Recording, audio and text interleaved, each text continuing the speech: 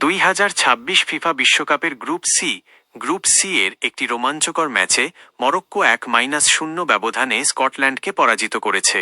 গতকাল 19 June 2026 ফক্সবোরোর JELET স্টেডিয়ামে ম্যাচটি অনুষ্ঠিত হয়।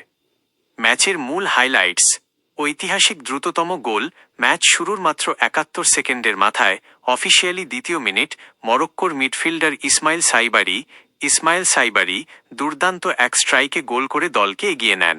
এটি চলতি 2026 বিশ্বকাপের দ্রুততম গোল।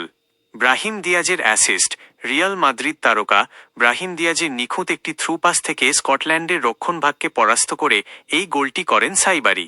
স্কটল্যান্ডের পেনাল্টি বিতর্ক: ম্যাচের দ্বিতীয় হাফে স্কটল্যান্ডের জন ম্যাকগিন এবং স্কট ম্যাকটুমিনে ডি বক্সের ভেতর ফাউলের শিকার হলে পেনাল্টির জোরালো দাবি ওঠে, তবে ভিআর এবং রেফারি তা নাকচ করে দেন।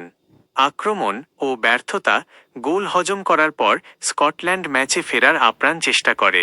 রায়ান ক্রিস্টি একটি সহজ সুযোগ মিস করেন এবং পুরো ম্যাচে স্কটল্যান্ড একটি শটও অন টার্গেট রাখতে পারেনি।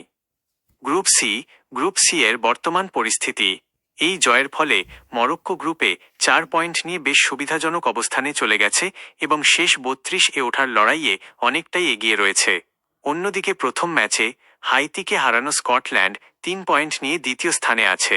নকআউট পর্বে যেতে হলে আগামী 24 জুন ব্রাজিলের বিপক্ষে শেষ ম্যাচে স্কটল্যান্ডকে অবশ্যই ভালো ফলাফল করতে হবে।